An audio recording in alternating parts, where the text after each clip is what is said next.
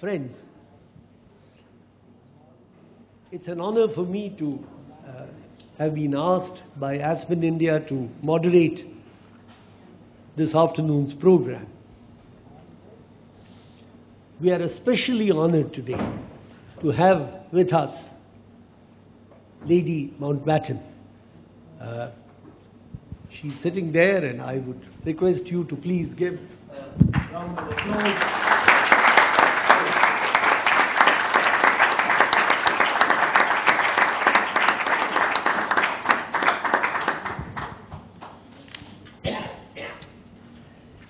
As any author knows, one of the hardest things in a book is to write the first sentence.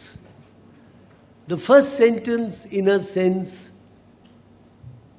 captures something of what you want to say, but it must also, in the process, tantalize the reader to want to know more.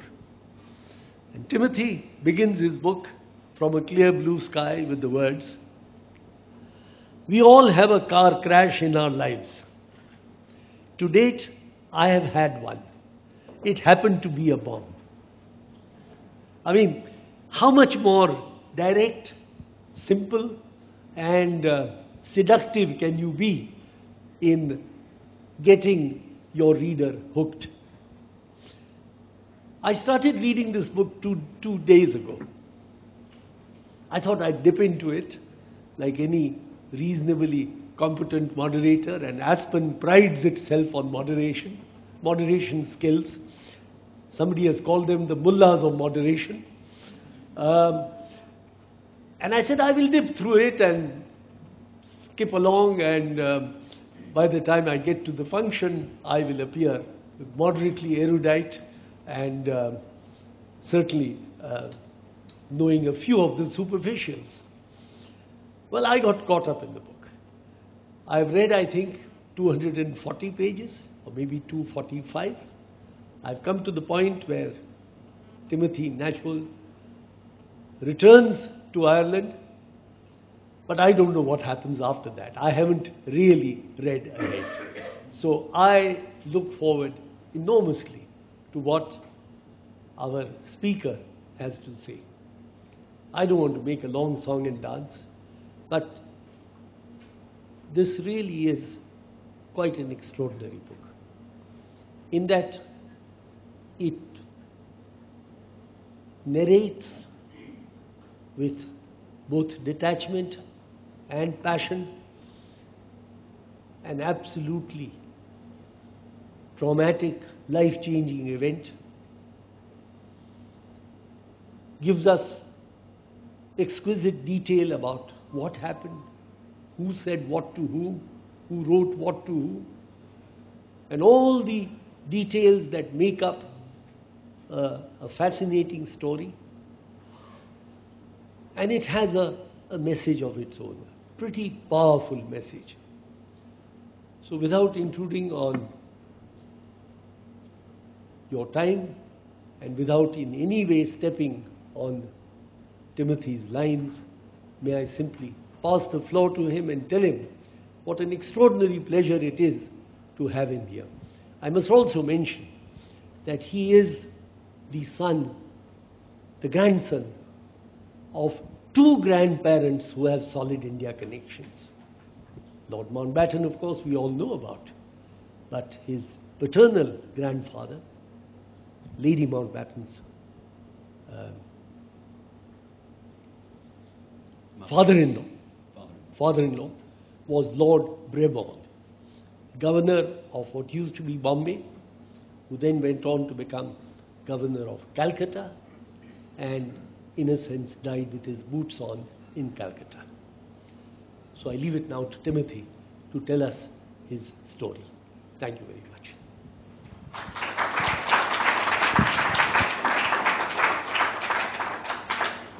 Well, Kishan, thank you very much indeed for those opening remarks. I think it's the first time I've been called in the same sentence simple and seductive, but I appreciate that very much. And I'm looking around the room and I can spot a few very special faces, a few other faces I don't know. but I wanted to say thank you all very much indeed for coming. We all lead very busy lives, so I know that you will have had to wriggle out of other things to be here, and that means a lot to me. It means a lot to me to be in India, and Kishan's pointed out the family connections. So I was born and bred really with a diet of Indian folklore, and every time I come here I feel excited and energized and take the opportunity to learn. And thank you very much to the Meridien for hosting us today, to the Aspen Institute, but a special thanks must go to Random House, who are publishing this book in India, and Chiki Sarkar, thank you very much indeed for making the decision as editor-in-chief. It means a lot to me that this book will reach an audience wider than just the shores of England. And to Rachel Tanzer, who's done a fantastic job in promoting it. So thank you both, and thank you all. There is a small gadget, the technical word for which is clicker. There it is. Thank you. This is Nick, my twin. We were identical. And this afternoon, in talking about my book, From a Clear Blue Sky, I'll be talking about him.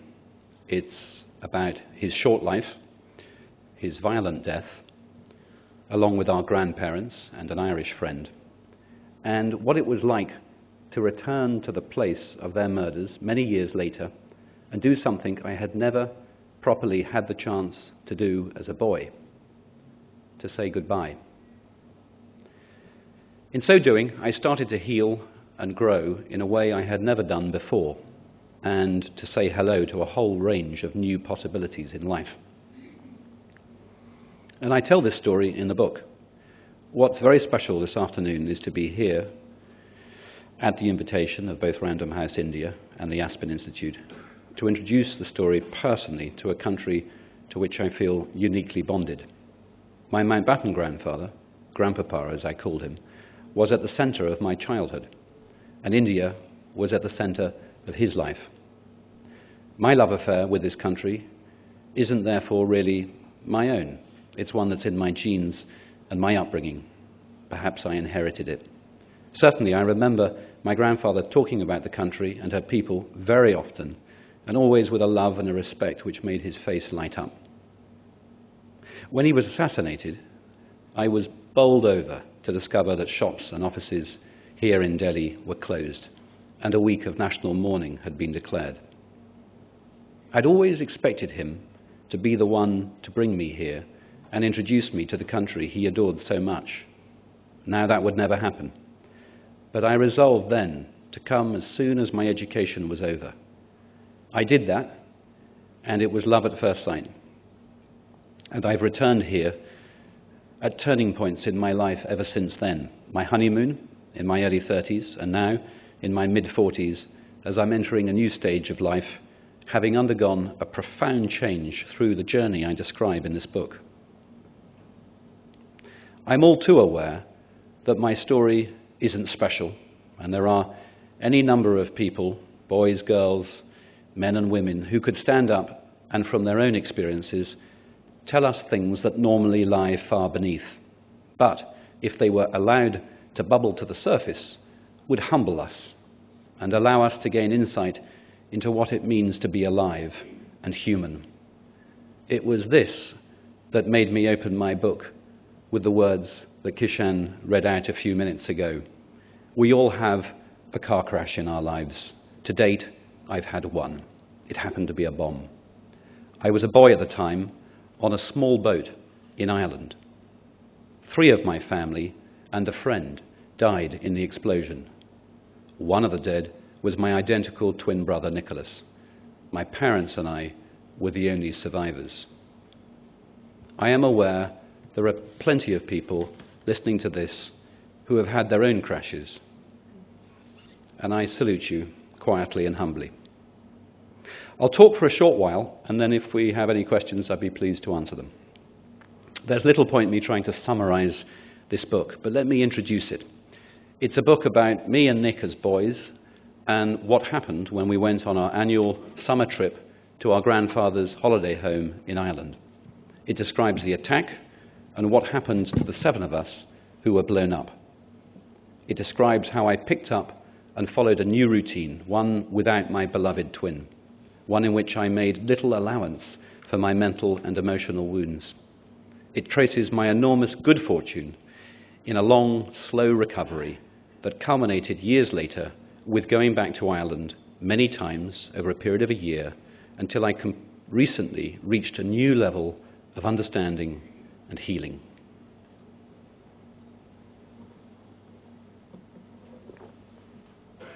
It's not a book about my grandfather, although I love including him in the story, not as war hero or international statesman or member of the British royal family, but simply in the way he used to sign his letters to us.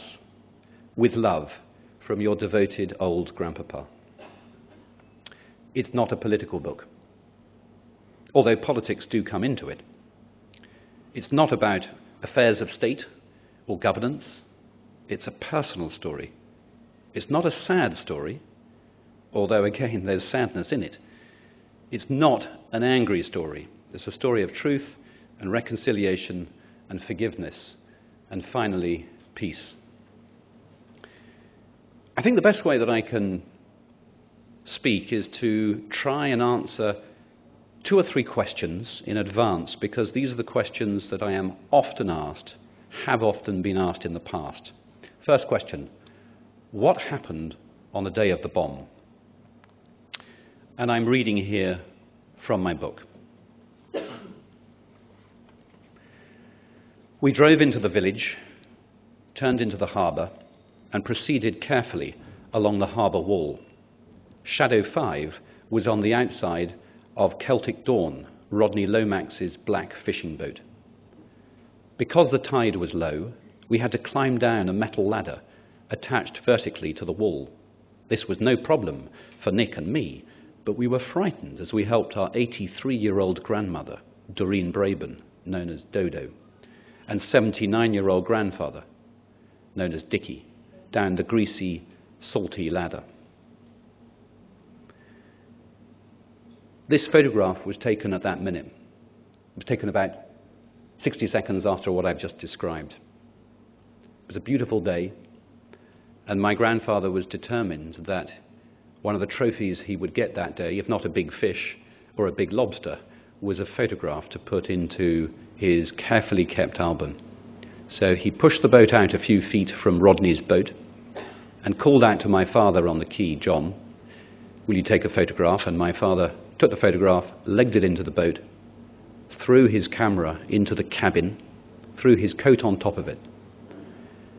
And when I was researching this book, I went through my parents' files, and one of the resources that I delved into in their home was their photographs album. And I came across this photograph, and I took it out, and on the back my father had written, "The last photograph of Dickie, taken at about 11:30 as we climbed on the boat."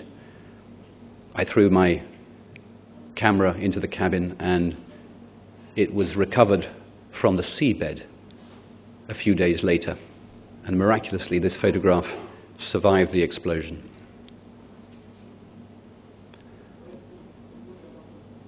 As we were climbing on the boat, this is Thomas McMahon, 86 miles away. The photograph was taken sometime later, but that morning he was 86 miles away in Granard. He and an accomplice had been stopped by police almost 2 hours before at a roadside checkpoint, but didn't say anything that betrayed their actions earlier that morning. They had climbed aboard Shadow 5 and hidden 5 pounds of gelignite under the deck close to where we were all standing. It was probably in a plastic tube 17 inches long and about 3 inches wide. Gelignite, also known as dynamite, gives off a powerful smell of almonds. When Thomas McMahon prepared the explosives, he would have done so in a well-ventilated place to prevent getting a blinding headache. The bomb would have been wrapped in plastic, which would have reduced the smell. And any remaining odour would have been masked by the salty, fishy air of the harbour, mixed with the fumes from Shadow 5's cranky old diesel engine. My father's account, written account, continues, "We left the harbour at about 11:35 a.m. Dickie remained at the helm, which was the first time he had done so this year. Usually, he allowed the children of various ages to steer the boat in and out of the harbour."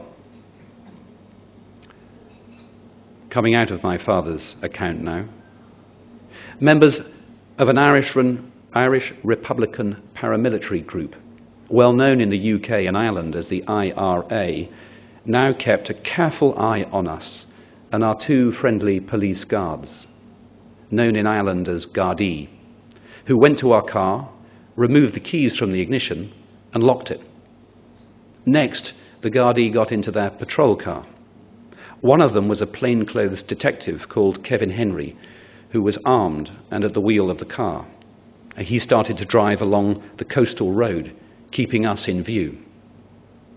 Alongside him sat a uniformed colleague, Garda Kevin Mullins. My mother was sitting with her legs stretched out and her back resting against the stern, on the left side of the boat, with Tweeger, her dachshund, on her lap, and an old copy of the New Statesman magazine, which she had not yet had time to read. I was hovering close to the helm, in case my grandfather decided he no longer wanted to steer. Nick was close by, perhaps with the same thought in mind.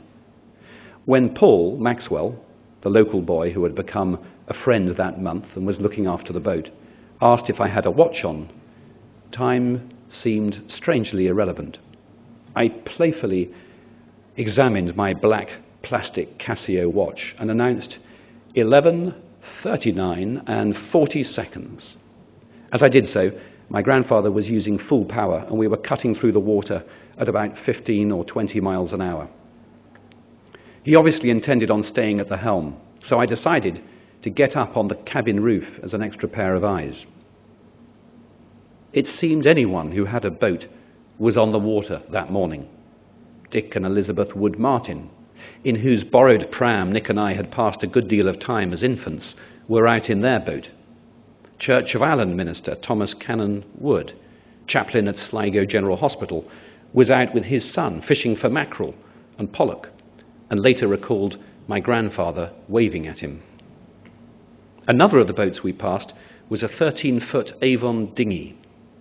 On board were the owner, Charles Pearce, a long-standing visitor to the area, his wife, Catherine, and her brother-in-law, William Wilkinson. He later recalled, "We were fishing for mackerel roughly about 100 or 150 yards off the shore when Charles said to me, 'Did you ever see Lord Mountbatten before?' 'Well,' I says, 'I've seen him on the television and read about him.' 'So,' he says, 'there he is just coming out from the harbour.' So, of course, I was very interested to see Lord Mountbatten in the flesh. And as the boat came along, I could see him standing up. I could see his white, wavy hair coming along, and I noticed other people in the boat. On the cliff top, about 200 yards away, the Gardaí had parked close to a caravan opposite our lobster pots. As my grandfather slowed the boat, my grandmother turned to my mother and said, "Isn't this a beautiful day?"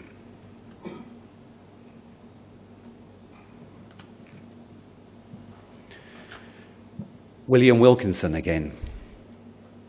As the boat approached us, I had lost a wee bit of interest in the fishing, as I wanted to focus my eyes on this man, for nosiness, shall we say, because I'd never seen him before.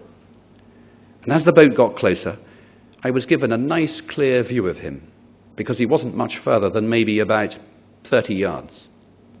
The boat passed, and I said, "This boat is moving towards the shore, the rocks."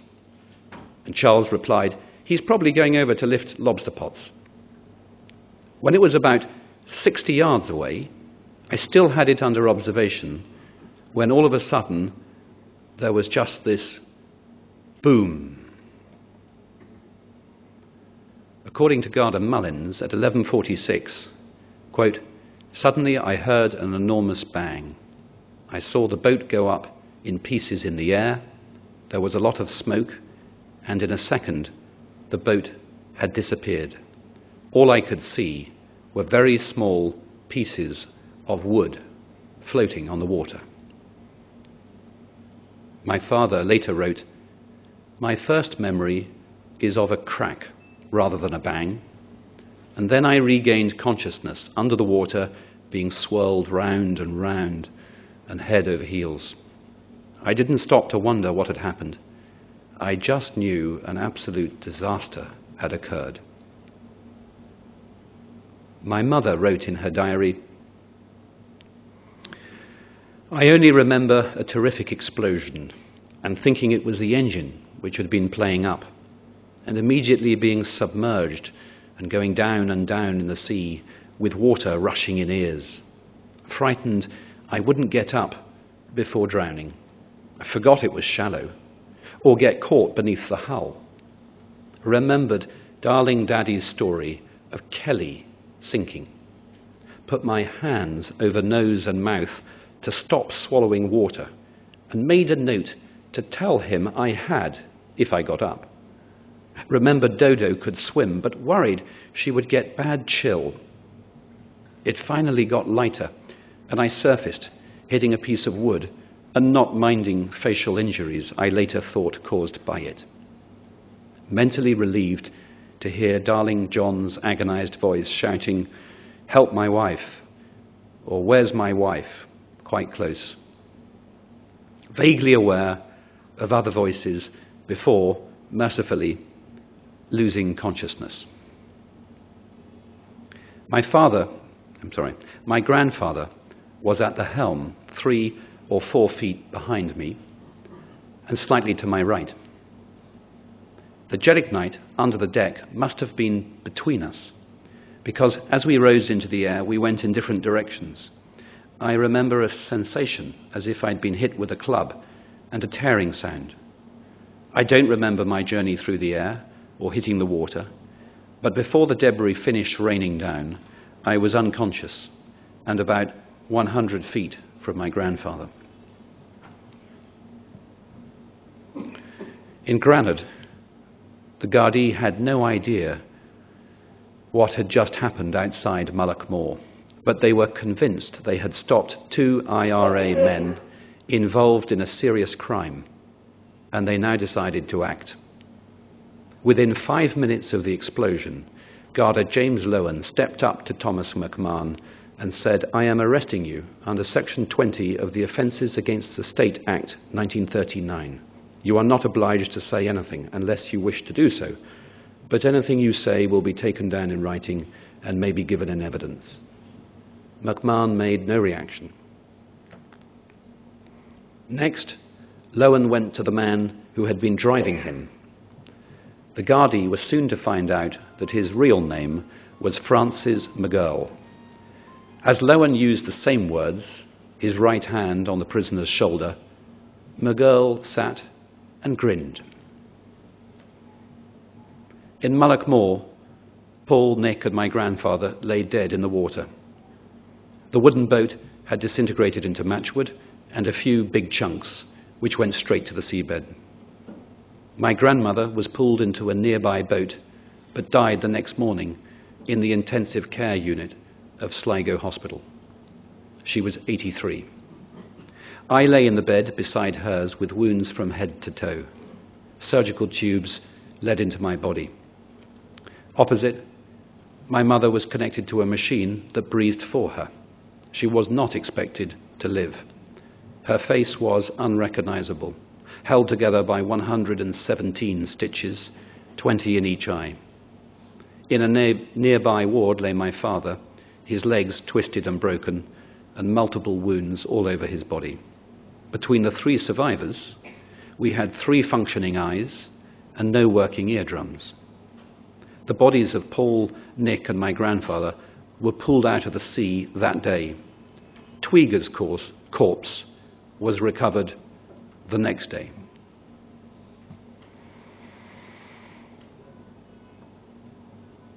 The second question I'm always asked is, what was it like being a twin?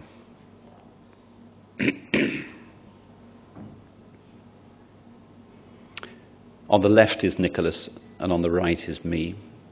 And this was taken on a holiday in the late 60s. Reading from my book. The heart of a human fetus starts to beat at 3 weeks of age. Mine started beating in March 1964.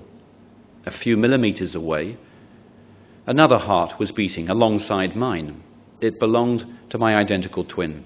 Our hearts beat in loose synchronicity over 700 million times until he was killed, aged 14. His names were Nicholas Timothy, and he was born at 3:40 on a cloudy Wednesday afternoon in November at King's College Hospital in Camberwell, London.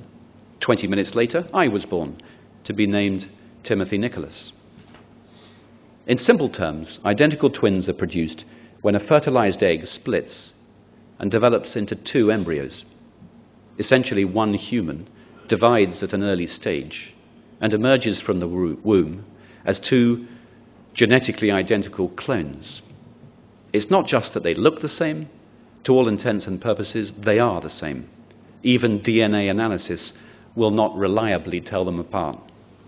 It's therefore always surprised me that Nick was half a pound heavier than me and remained so for the rest of his life. We never paid any attention to diet and rarely looked at the bathroom scales, but whenever we did, there was always 8 ounces more of him than me. For such apparently identical children, it was equally surprising that we had feet of different sizes. More precisely, we had 3 feet of one size, and my left foot was half a size bigger. This frustrated my mother whenever it came to buying shoes. Our parents lived in an 18th century house on the edge of Meridien, a small village in Kent, 60 miles from London. From our first day at home, we were put in a shared bedroom and dressed in similar clothes. To differentiate us, my mother put a small gold bracelet on Nick's left wrist. We were the youngest of 7 children. My eldest brothers, Norton and Michael John, aged 17 and 14, were away at boarding school. Joanna and Amanda, then 9 and 7, went to school in nearby Ashford. Philip, known to us as Fee, was less than 3 years older than us and leader of our little triumvirate. He was more immersed in our twinhood than anyone else. Sometimes the closeness was too much. One day, Nick lay down with a headache, and someone asked what was wrong.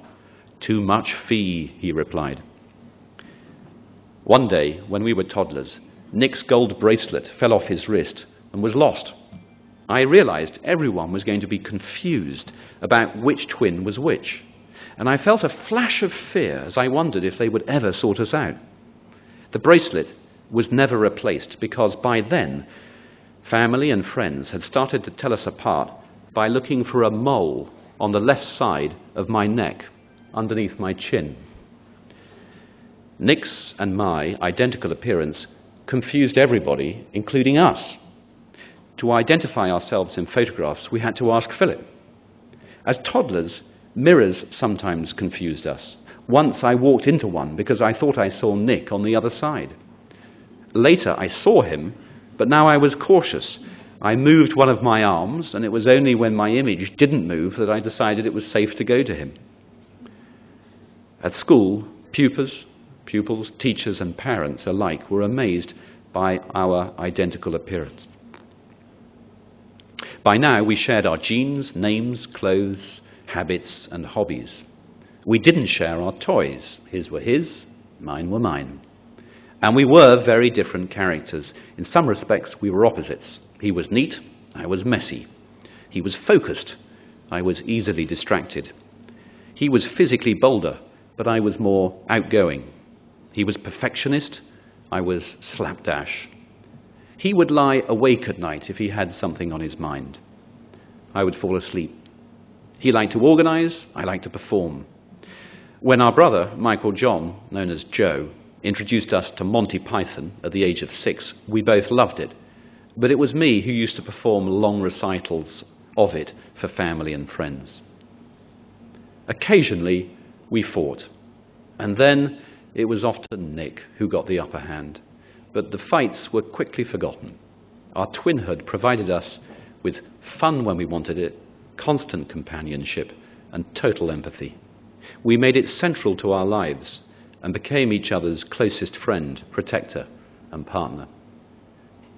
If one of us were in difficulty, the other would immediately help. Likewise, we shared any worries. In the summer holidays of 1972, we were 7 years old. At bedtime, Nick often lay awake and talked of his concerns about the school year ahead. He was apprehensive about learning joined-up handwriting, especially as we would be under a strict new teacher, Miss Barwise. I wanted to go to sleep, but instead I lay awake and listened to his worries. In some ways, we were married to each other, and in our early years, we never doubted that our relationship was for life. We took every advantage of being identical. When we signed up in a doubles snooker competition at school, we played well through the early rounds, but at a later stage, I started missing shots. I looked at Nick, and without a word, he knew what was in my mind. From that point on, he stepped in and took all my shots. We still lost the match. Part of the joy of being twins was intellectual. It gave us the sensation of amounting to more than the sum of our parts. It was as if we could tap into each other's knowledge and processing power. The year before he was killed, Nick and I had studied astronomy at school under an eccentric academic from Oxford University. We had thrived on subjects such as red giants and white dwarfs and black holes and the speed of light and antimatter and the tantalizing possibility of time travel. 6 months later, we sat up late one night with our sister Amanda and described our interest in the topic. Soon she made us feel as if all she had ever wanted was a class in astronomy from a pair of 14-year-olds. Nick and I flew into overdrive. Each of us in turn explored the frontier of our own understanding and then passed the intellectual ball to the other. The receiving twin would carry on intuitively. The seams in our shared intellectual tapestry appeared faultless. To be so completely on the wavelength of another human being was more than fun, it was a gift. I was only to realize this once I had lost it.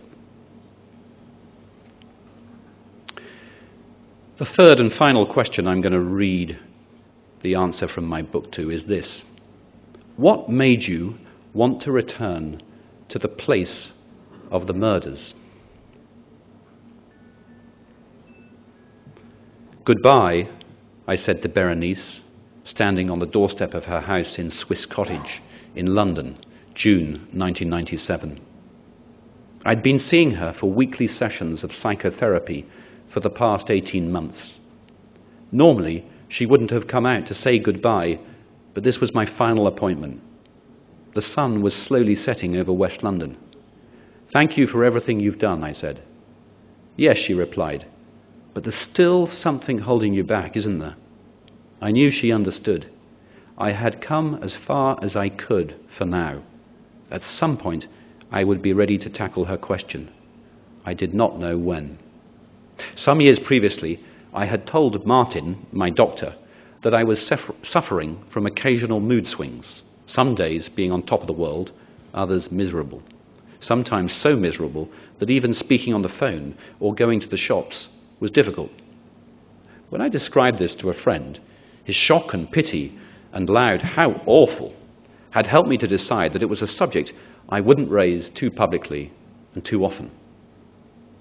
Martin, a gifted communicator as well as general practitioner, described how he had gone through a period of psychotherapy some years previously and how he had found it useful and interesting.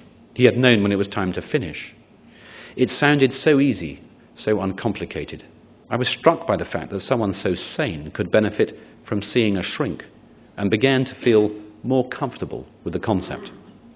From time to time, over the coming months, I thought about his words. One day, I phoned and asked him to refer me to someone. He recommended a counselling psychologist, and before long, I was at the first appointment. It started with questions. Do you have nightmares? Do you feel sad when you think about your twin?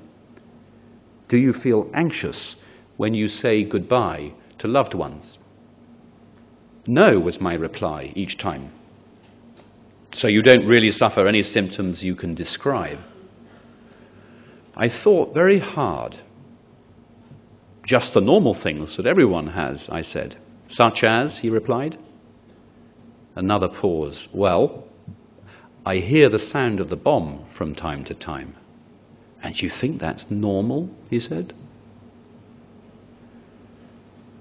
The therapy helped my emotional cogs to loosen up. This is now not me reading from the book, but just linking two sections. One thing led to another, and soon I found myself falling in love more deeply than I had ever experienced. The woman in question was Isabella, a teacher who lived near me and was introduced by my cousin, India Hicks. We were soon married, and in little more than a year, Izzy gave birth to our first child, a girl who we named Amber. And now finally reading from my book. Happily at home, I often found myself sitting alone with Amber. Like Isabella, I was in love. I wondered what would happen to our child. Would she have a long life? How high would the crests of her waves reach, and how low the troughs? Above all, I wanted to protect her. I knew it was a futile desire. She would have to lead her life without my minute-by-minute protection. Being a parent myself, in moments of quietness, I found myself thinking again of what it must have been like for my parents when Nick had been killed. I realized that many questions about Nick's death still hung unanswered at the back of my mind, and that as I went forward in life, as a father, I needed to answer them. I wanted to be emotionally strong for the family I was starting, and for that, I wanted to exorcise the remaining unresolved grief that lingered from Nick. In previous years, I had occasionally considered a church service in his memory, but it hadn't felt right, and I hadn't found any other solution. As the weeks following Amber's birth went by, I realized that above all, I was thankful for the gift of life, and that made me all the more aware that my own life was a gift. I had once come within a hair's breadth of losing it. I owed my life to the couple who had pulled me from the water. Sitting by Amber's cot, I decided to write them a letter. I walked to my study desk and took out a sheet of paper. Dear Mr. and Mrs. Wood-Martin, how easy it is in the hurly-burly of life to hurry past the important things and leave them undone. In the more than 20 years of life I've had since you saved me from drowning after the bomb, it amazes me that I have failed to reach out and singularly thank you for doing me the greatest service it's possible for one person to render another, to save his life. Of course, I remember talking to you at the wedding of Norton and Penny and signing my parents' Christmas cards many times since, but these are incidental. Only in recent years have I reached that point in my underlying emotional recovery to be able to understand enough about life and surviving the bomb to know that small steps like this are vital in the ongoing process of integrating the past into a fulfilled and happy present. Many a time, in the several years of therapy I did in the mid-90s, did I find myself talking about you and resolving to write this letter, but I never did. I remember reading an interview with you and being fascinated to learn things about the bomb only you could have known. It was helpful, as indeed is writing this letter. I think others in my family have different ways of coping with the grief. Of all of us, I think my mother and I share most closely the need to discover small and important truths and to communicate with others about them, occasionally, even publicly, because I've learned how often it helps others. One of my greatest frustrations is how rarely I am able to cry the deep cry I need to, perhaps only a couple of times a year. And some people mistake the tears for pain, when of course they're not. They're the pain coming out. Writing this letter has been like pulling a big splinter of grief and emotion out of me, and the tears and relief have been enormous in so doing. I recognize that no demonstration of gratitude could adequately repay the gift of continued life you gave me in 1979, nor express sufficiently well what I feel. So all I will say is thank you, and ask you to bear in mind every day that somewhere else in the world is someone loving the miracle of life thanks to you. And what a miracle it is. My wife, Isabella, gave birth to our first child, Amber, on January the 3rd, and never have I known a baby smile so much, reflecting back perhaps our own happiness. When and if our paths will cross again, I do not know, either by design or chance, as they once did before, but somehow I feel they will. Until then, my love and every good wish. Timothy. 3 years after I wrote that, I did what I had always wanted to. I spent a year travelling back and forth to Ireland, one trip each month, staying for up to 10 days at a time. I wanted to discover what had happened and understand it, and forgive. I wanted to meet old friends and say the goodbyes I had missed. I wanted to stop hearing the sound of the bomb as I went around my daily business. I got everything I went for, and much more. This book is that story. Thank you very much.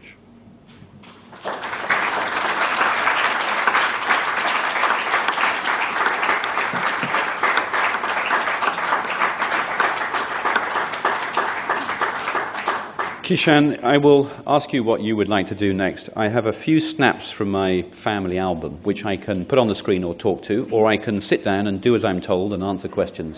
What do you want me to do? Whatever you wish. I think I should sit down and shut up. No. I think people would love to see the snaps. Please, by all means. Please. If we could have the slides again. Let's see where we are. This one is taken when I was, as you can see, somewhat junior, and it was at my grandfather's Hampshire home of Broadlands, which became somewhere like a second home to us. And I was very fortunate later in life when my grandfather decided what should happen to the farming estate he had there in future. He made it over to my eldest brother, Norton. But as the youngest son, I got a sort of runners-up prize of a part of the farm on the edge of the estate. And it's my great privilege to look after and defend and care for that bit of heritage. And when, in 1966, we went on holiday to the west coast of Ireland, my grandfather, it was a great one for recording everything. He had agreed for a film crew to follow him for a television series made called The Life and Times of Lord Mountbatten. And somehow the film crew went to follow him on the beach, but Nick and I somehow managed to steal the limelight. And this is in the dining room at Classieborne, and I've described my grandfather being at the centre of our life, and he was, and the centre of our meals as well. So he's in the white jumper, he has Nick and me. I have no idea which is Nick and which is me. Mummy, do you have any idea? No. Well, my father is on the right with my sister Amanda. My aunt Pamela is on the left with her children. And it was a bit of a bun fight mealtime with that many kids in the house. This is in the fishing seat on Shadow 5 that my grandfather used to fish from, my mother in the background. Again, I don't know which twin is which. Others are better able to tell than I. And I was very proud to have a stick like Grandpapa in this one. I remember I'm on the left, and this is on the steps of Classieborne, his home in the west of Ireland, his holiday home in the west of Ireland. And this is in that fishing seat that we saw a moment ago, me and Nick usurping, but this is the real owner of the seat, and he was never happier than the west of Ireland. And this is my brother Philip, and the two of them obviously undeterred by the Irish weather in the summer. Sometimes the weather was stunning. This is the 26th of August 1979, and as ever, Grandpapa was determined to have a snap from the family holiday of the whole family group and the people helping out in the castle. That's Classybourne Castle in a strange profile view behind, and with Grandpapa in the dark jumper in the middle, and as we look at the photograph, to his left my father, and to his left that's my mother, Philip, Edwina, Ashley, the normal gaggle. Extreme right there, wearing a tie, is young 15-year-old Paul Maxwell, who was to die the next day alongside my grandfather, and the following day, Granny. And I'm sitting on the grass on the right there with Tweeger on my lap, and that's Nick on my left, on the right of the photograph as we look at it. To my left is my cousin India, and so on. And this was taken about an hour later. When the bomb exploded, I was sitting in that tyre that you see. It was used as a fender. We used to drop it down the side of the boat in harbour to protect the boat. And then when we got underway, we would haul it up and lie it flat on the roof. And so, to avoid getting bounced around, it made a sort of comfortable seat. And I plopped myself in there the next day. It was my favourite spot on the boat, best view. And the helm, you can see Nick there at the steering wheel. It was my grandfather who was at the helm on the day, so that shows you the distance that we were apart, and the bomb must have been hidden in the deck, underneath the deck, between where Nick is standing in that photograph and where I'm sitting. And on the left there you see our lovely Irish friend Paul Maxwell, who was just a few months older than us. And this is the final photograph in the book, taken in 2004, and it's after I had emerged from the process I describe in the book.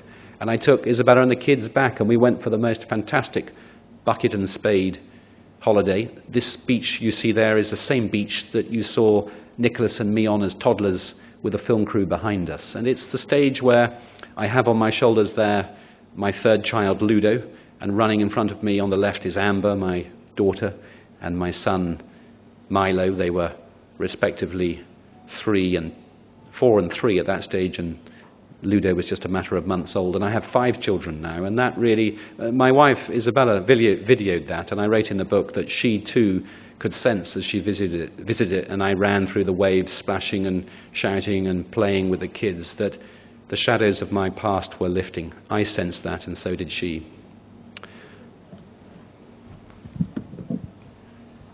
Thank you very much, Timothy. May I use a moderator's privilege and ask you, begin with 2 questions. One is perhaps a little banal, the other is a little deeper. My first question comes from your book, where you mention that you connected with a group of others who had confronted similar tragedies in the sense of losing a twin. This group was called The Lone Twin. The Lone Twin. The Lone Twin Network. Would you like to say a little bit about it? Because it really sounds very interesting and very unusual. And the second question, which I'm sure is in the minds of many who have heard you today, is you mention in the book that your mother, your father, right from the beginning of the great tragedy that befell all of you, took an attitude of no rancor, no bitterness. And you mentioned, as you concluded, that you moved towards forgiveness. Would you like to say a little bit more about that process, especially your own journey towards this state of mind? Thank you. I've got this, I'm okay. Well, thank you. Why don't I do those 2 questions in reverse order and take the question about my parents. I was 14 years old. I was a stunned, injured, frightened little 14-year-old boy. And frankly, I was like a sponge. I was absorbing from those around me the cues of how to continue and how to conduct myself and how to take on board and get through the days ahead. My brothers and sisters and my aunt, Pamela, my cousins, and family, friends, they all provided broadly a similar example of just outstanding, patient, consistent, caring love. But on one particular issue, the example set by my parents was of paramount and critical importance. And this was, as Kishan has touched upon, a determined and articulated and dedicated, focused decision, which was not to be bitter about what had happened, simply to accept it from day one and not to let any slip or slide happen towards some sort of base animal instinct that might have been there to recriminate, to express and propagate anger and vindictiveness. It had happened. It had happened for reasons that were bigger than us, and we needed to take each day, one day at a time, always renewing ourselves to that commitment, which is no bitterness, because it could only lead in one direction, which is inwards to eat us up and to a dead end. And this wasn't a conviction of mine. This was really just a habit I had perhaps already got into through 14 years of life. But at this critical time of life, and having my parents in hospital with me, cocooned with me. Initially we were spread up because we were in different parts of the hospital, but after a matter of only about 7 days, the chief doctor decided that the critical thing was to reunite us. So my parents and I were in one ward, they in 2 beds side by side. The kind nurses wheeled the beds together. My parents at night could hold hands, and it was the first time that I had seen my father cry. So I could see them, and I could hear them, and I could talk with them, and I would get out of bed and go and climb in between the 2 of them and chat or have a hot drink.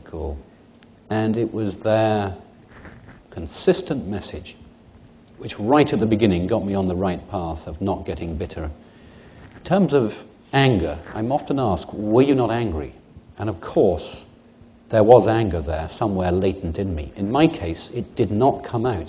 It might have been good if it had come out in some burst of a flow of consciousness, but it didn't.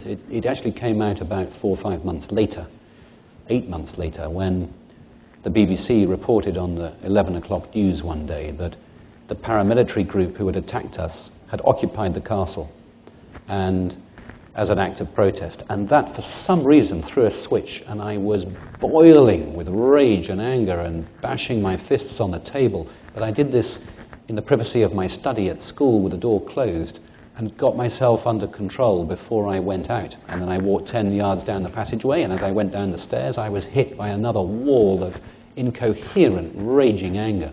But those were the only moments of sort of relief, pressure valves acting. And I think that your question is absolutely critical, because had my parents taken a different path, my brothers and sisters, my aunt and cousins, I may well have just followed them into a circle of ever tightening rage and resentment and anger. And we know where that leads.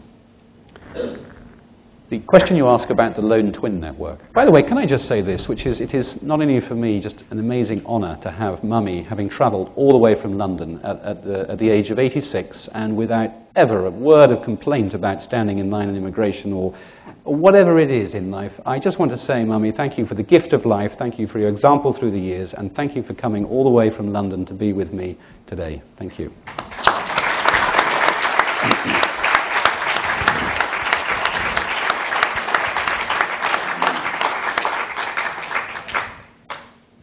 Kishan, you ask about the lone twin network, and I can tell you straightforwardly this was an amazing gift to me. A psychotherapist called Joan Woodward had made a study of lone twins, that's to say twins whose twin had died. She was based in Birmingham in England. She had met with a large number of twins over a period of time. She had documented what happened to them. She wrote it up into an academic book, and that was sort of the end of it. But she wanted it to be more than that, and she approached an organisation in London called the Multiple Birth Network, an organisation that my mother supported over the years, and she asked them if they would help to reach out to the community of bereaved twins, because there were more than she could ever reach. And they agreed to do that, and they formed something called the Lone Twin Network. And they needed to publicise it. This was 1989, and they approached a friend who approached me saying, would I mind talking publicly about my experiences in order to draw some attention to the fact that lone twins is an issue which is worthy of this foundation and the support of the people who might support it. And I had, that stage was in my early 20s, and had really followed my family's example to just be very cautious about speaking publicly in any circumstance, to err on the side of caution and to keep matters such as this largely private. But I weighed it up. I realized that I'd already started a career in broadcast journalism, and it didn't really seem right to me to steadfastly refuse to speak about something when, frankly, it wouldn't do me or anyone else any harm, and it could do a lot of good. So I thought I was doing this organisation a favour when I said yes, I would meet with a journalist from the Sunday Times and would talk for the first time publicly, 10 years on, about what it had been like to have an identical twin and see him killed. But I thought I was doing them a favour. It turned out to be utterly the other way around. They did me an enormous favour, because soon after I did the article, somebody wrote to me saying, there's a fellow roughly your own age, he's an identical twin, his name is David Loftus, and his brother, John, has just been killed in a piece of medical negligence. And this man, now about your age, in his early 20s, is suffering intensely. And frankly, we don't know if he's ever going to be able to get on with his life. Will you meet him? And I thought, you know, blimey, what am I ever going to say to this man? I can talk to a journalist, but to talk to a real live human being and try and assume that I might be able to say anything to help him. And I put it off for a few days and a few weeks and a few months. And so did he, because I think he thought he didn't want to surface in my own mind grief and trauma which maybe I had allowed to dissipate and disappear. Eventually, I felt in all good conscience I couldn't postpone it anymore, and I rang him, and we agreed that we would meet in a pub, and I said, look, you know, we'll meet at 7, and you know, I've got something to go to at 7:30, but I'm sure it'll be very nice to meet you, and he agreed, and we met in the pub just round the corner from my parents' home in Knightsbridge in London, a rainy winter's evening. I remember it vividly. I walked into that pub for my 30-minute meeting, and about 4 hours later we stopped talking. And it was an absolute defining point in my life, because suddenly I was talking to somebody who understood intuitively just what I was talking about. And I didn't have to explain everything. He knew what I was going to say almost before I said it. And it was a sense, again, of being on the wavelength of another human being. It was fun, it was exciting. And actually there was only so much we could do in talking about our dead twins. And we've discovered we had the same sense of humour, same interest, and we got on like an absolute house on fire. And he became, from that day forward, cemented as my closest friend in life. He's still very, very close and dear to me. I talk to him pretty well. Well, it's now probably every 2 or 3 days. If we're away, if we're in London, we see each other very often. He's godfather to my first child. I'm godfather to his first child. Immensely close. So we became so close, saw so much of each other, that when we went on family holidays, David would come with our family, and my mother got into the habit of introducing me and David and saying, and these are my youngest, as if we were somehow both members of the family.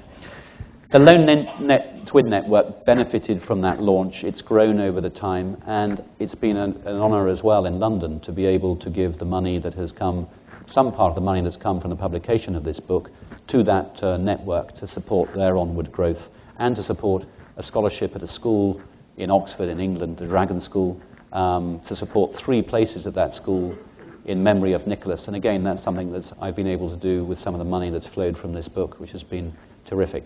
So the Lone Twin Network, a wonderful organisation with ramifications that have spread into countries all over the world, And thank you for asking. Thank you very much for the openness and the candor with which you've spoken. The floor is open. Please raise a hand. I think a microphone will come to you. Please identify yourself, make your point, and if you agree, we will take clusters of 4 or 5 comments, questions together so as to make it an easier conversation. Yes, sir. I'm Arvinda Brara, Chairman and Managing Director of Mantech Consultants and also an author. I'd just like to ask Timothy that this book, do you think it would have helped in greater sensitizing the kind of things which happened because of the bomb by the IRA? Do you think it would have helped, and in what way, making the future better vis-a-vis such incidents? Any other questions? Any other comments? Yes, sir, please.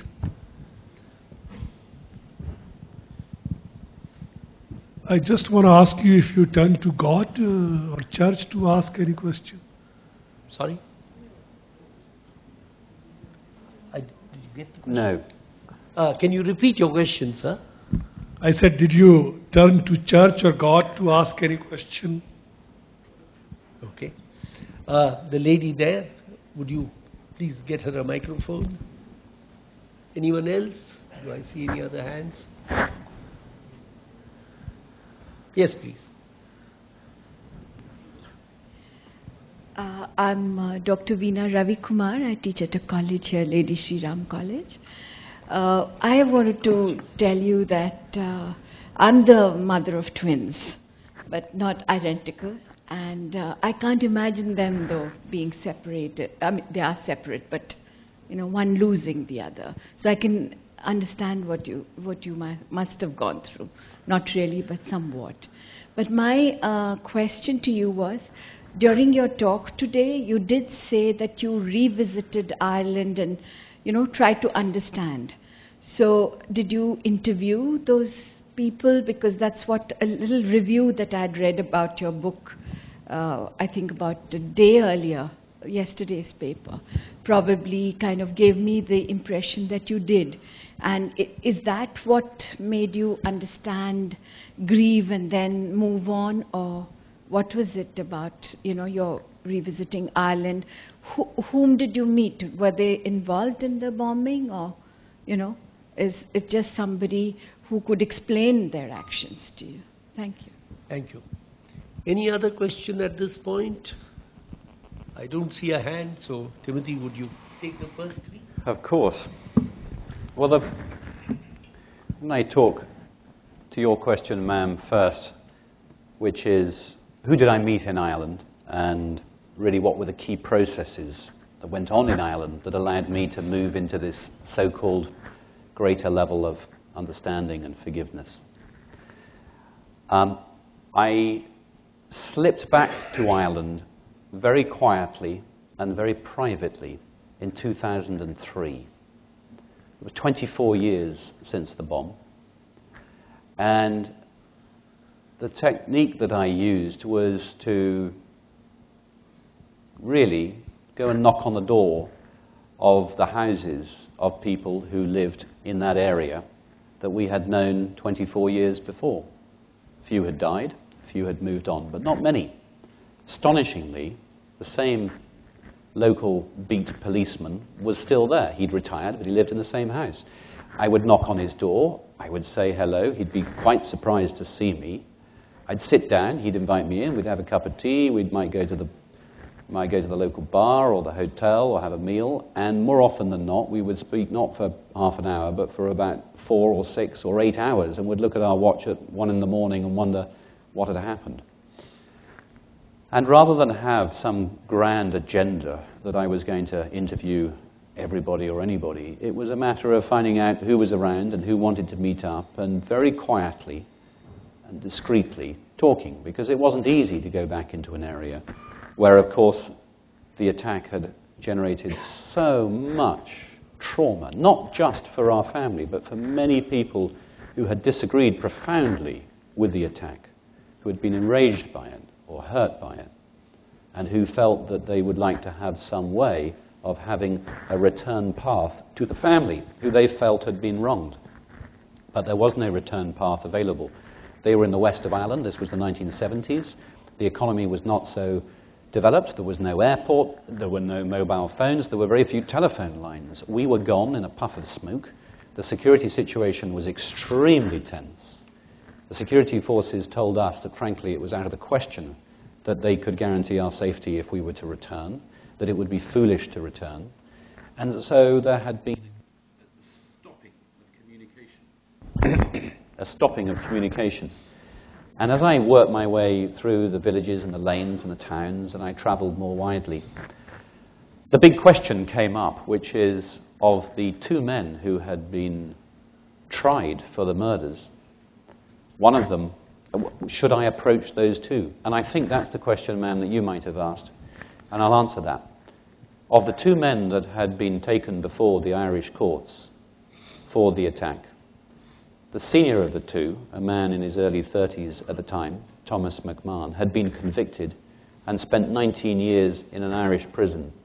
He became the longest-serving Republican prisoner in Ireland, and he was released, funnily enough, when I was in India on honeymoon in 1998 as part of the peace process in Northern Ireland. And I felt extremely pleased that peace process had taken hold, and it was natural that the Irish had found part of that process was the release of prisoners under license who had been convicted even of the most serious crimes. I decided that that was one of the two people. The other person was Francis McGurl. A few years after the attack, he had an accident in the early hours of the morning. He was on his tractor. Local people said that he was on his way back from the pub. No one knows. What we do know is that the tractor went into a ditch, it turned over, and it crushed him. He died underneath it. He was a young man. He was only about 24 in 1979, and I believe he hadn't even reached his 30th birthday at the time of his death. So this left Thomas McMahon as somebody that I could approach if I so chose. And I thought about this a great deal, and I reflected on it, and I decided not to approach him. And there were a number of reasons for that. But primarily the driver was this, which is I didn't go to Ireland to engage in some sort of political process. I went there simply to do what I needed to do to heal the old wounds which hadn't gone away. And I didn't feel that I needed to meet him or talk with him. And therefore I didn't meet him. And he lives in Ireland, as far as one can tell, a reformed character, a man who's turned his back on violence. And I wish him well with his children, and I believe grandchildren now. I hope that he's living out his years and having a happy and a good life. And I wish him well. There's no bitterness towards him. The Irish courts decided he was guilty. The Irish prison service imprisoned him. And the Irish system have decided he should be a free man. And I have no trouble with that. If I turn to the preceding question, sir, you asked if I turn to religion, to God, to church. And I've, throughout my life, had a certain curiosity. I would describe my position as somebody of faith. I don't spend a lot of time in church, and the attack didn't particularly tip the scales in favor of me turning to God, or indeed away from God. But certainly issues of faith are big issues in my life, and ones that I spend a great deal of time thinking and addressing. And no better place in the world to come to India, where you have such a rich tradition of faith and diversity. And it's a lifelong journey towards faith. In the late 90s, I was living in America, and I took a few months off work, a sabbatical for 9 months from my work as a television filmmaker at BBC Television in London. And I went to Cambridge, Massachusetts, and studied there for a year for a degree in public administration, a management degree. And during that time, in the very first sessions, I was challenged by one of the dons at the Harvard Kennedy School who said, "You bunch are all type A personalities. Well, forget the 80 to 100-hour week that you're all used to working. I've got a challenge for you. Get balance in your life, intellectually, emotionally, physically, and spiritually. And I went out of that classroom somewhat astounded at the challenges that this professor had thrown at us. A very diverse class of a couple of hundred mid-career students from all corners of the globe. And I decided to think long and hard about that and realized that I had missed a step along the way, which is in my own religious background, which is I'm an Anglican Protestant. I belong to the Church of England.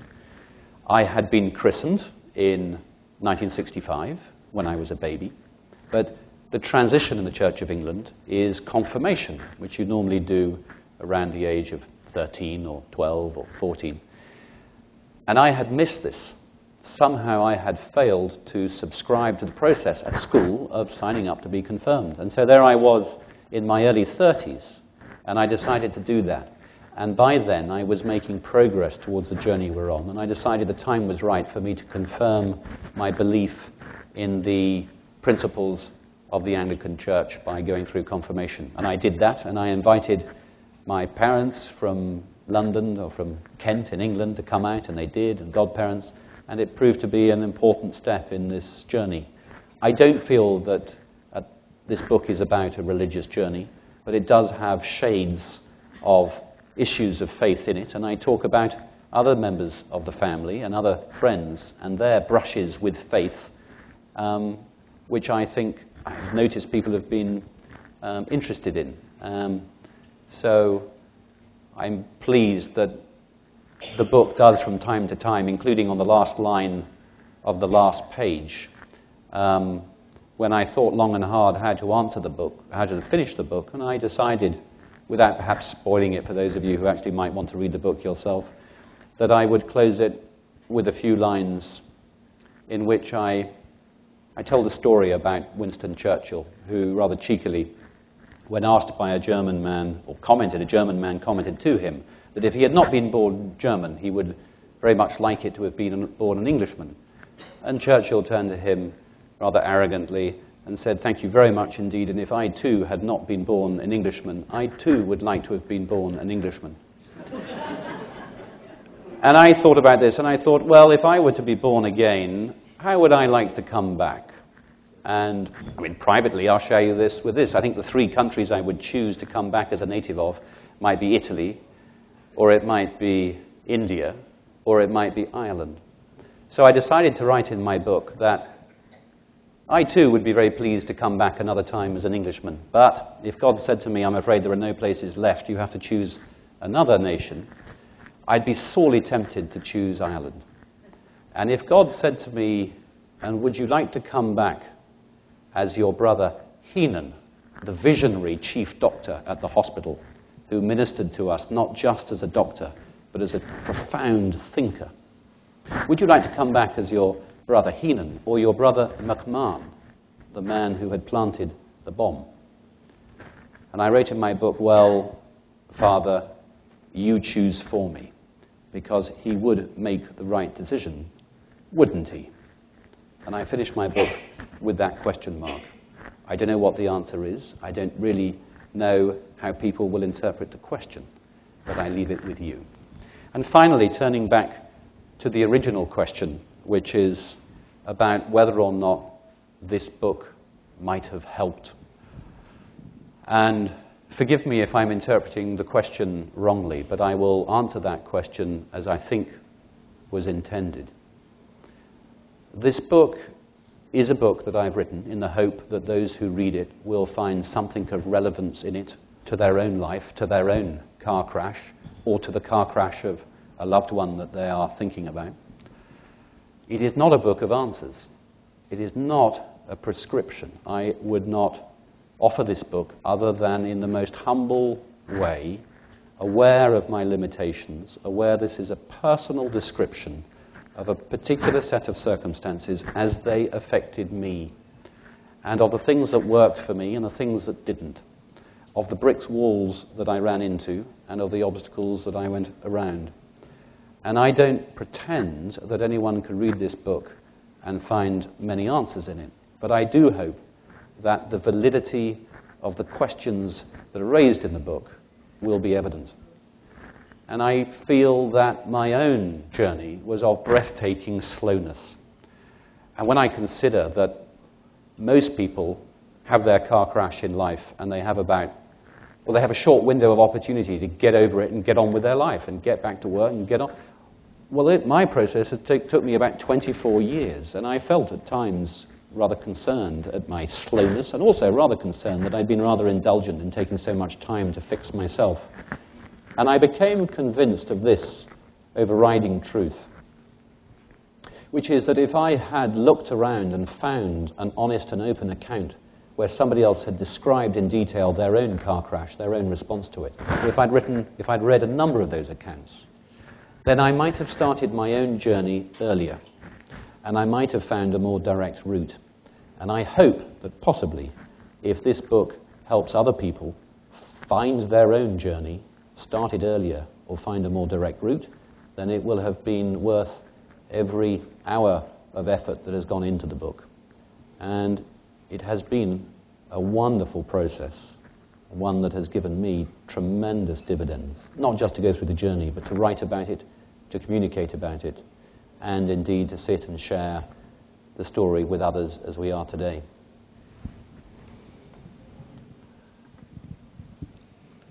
You know, Timothy, you've spoken with such eloquence that perhaps more questions may be a letdown, but that is the process, and we have the time. Aspen are particular about time management. I've seen two hands. There is a hand here, yes sir, and the lady there. You sir, first. Mr. Timothy, are you planning to make some movie on this novel? Identity. Sarojit Dudeja, my name. Thank you for the question. The question is, am I planning to make a movie? Sometimes a question can be answered in one word: no. Maybe that sounds too short. I decided, my background is in television filmmaking, documentary making. I thought long and hard about this. My father was one of the wisest men I ever met. He died in 2005. I miss him greatly. He was a film producer. And I think the happiest times he had in his filmmaking career were here in India. His first film was made in India. His last film was made in India, A Passage to India in 1984. And I went to him and I chatted about it, and I said to him that I wanted to make this journey and that I intended recording the journey that I was going to make, the time I was going to spend in Ireland. He was very supportive that I should do that if it was what I needed to do to heal. He cautioned me, and rightly so, about taking a film crew, about taking a camera, about making a movie or a documentary about it. And I soon saw the wisdom of his advice, because television it's a wonderful medium, it's a powerful medium, it's also a slippery medium. It's a medium that can get away from you quite quickly, and it's a medium that involves a lot of processes of interpretation and editing and context which you can overcome by the writing of a book. And I recognize the wisdom in my father's advice, and I've stuck to that advice. I've had a number of people ask the same question, some of them with checkbooks in their hand, and my response to them has been, thank you very much indeed, but no thank you. Hi, my name is Susan, and my partner Vincent, and I think we're probably the only two people from Dublin, Ireland here in this room. Welcome. So I would like to say that that in Ireland, no matter who you were, you remember where you were on that fateful day. And I would like to thank you, Timothy, and your mother, Lady Mountbatten, for making the journey to recovery and giving us back your friendship. And long may it last. Thank you.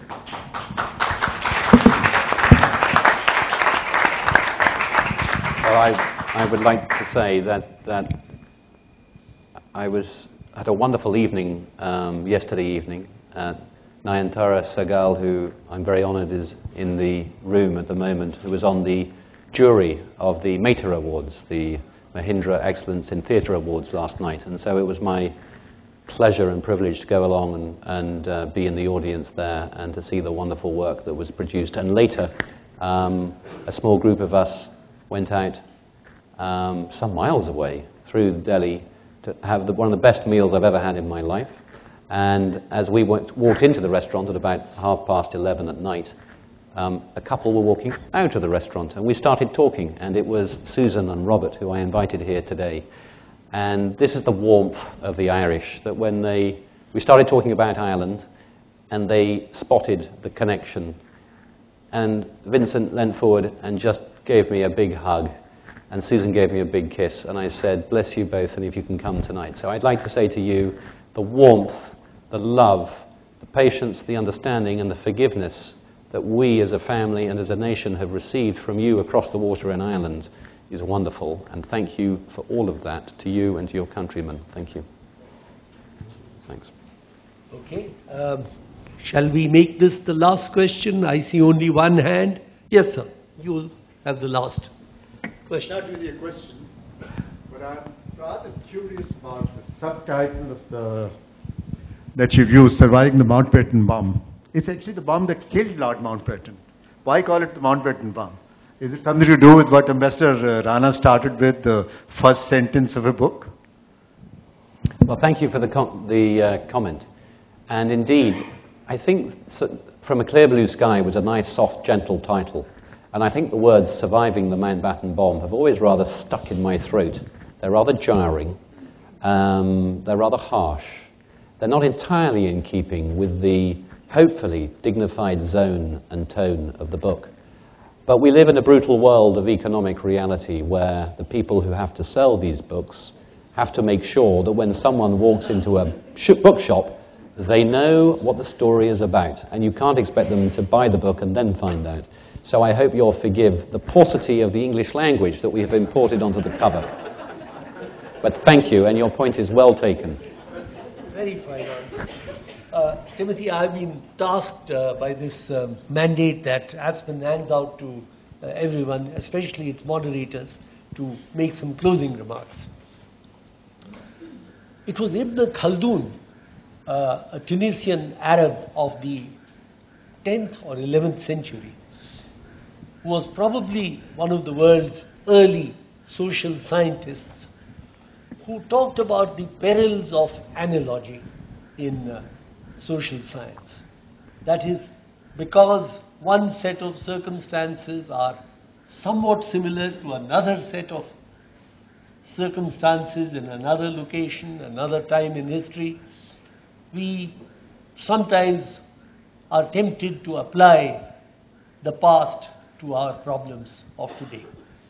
I say this to preface my remarks because in many ways the process of reconciliation that has taken place on the Irish question, the Good Friday agreements, all the travails that those agreements that agreement has involved and yet has continued to move forward, has been presented as a possible model for India, a possible way that the issue of Kashmir might one day be resolved, where also passions and deep feelings exist on all sides. In a way, one might think that the Mountbatten bomb tragedy of 1979 marked a certain stage in the process through which the Irish question went through in your part of the world.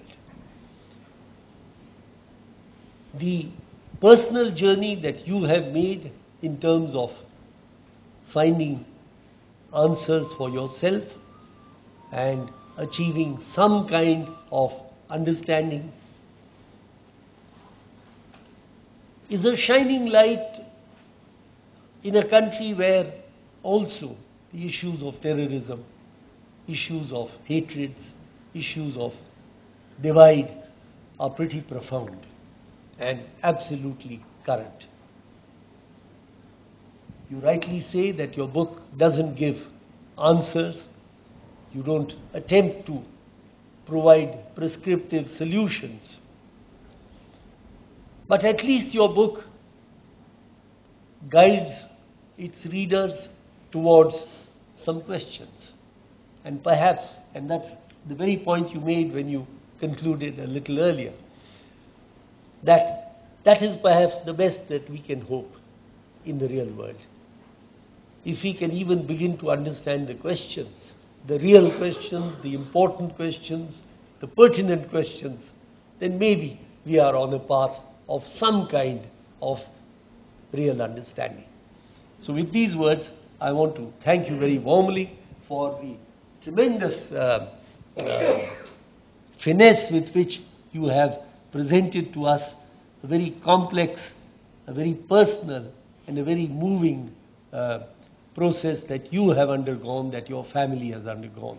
And once again, we are honored by the presence of Lady Patricia Mountbatten. Thank you very much, ma'am. Thank you. So, and if anyone would like me to sign their book, I'd be more than happy to do so. Great. Ladies and gentlemen, if anyone would like me to sign a copy of the book, then I'd be very happy to do so. So I look forward to talking to you. And I believe tea is served outside. So welcome.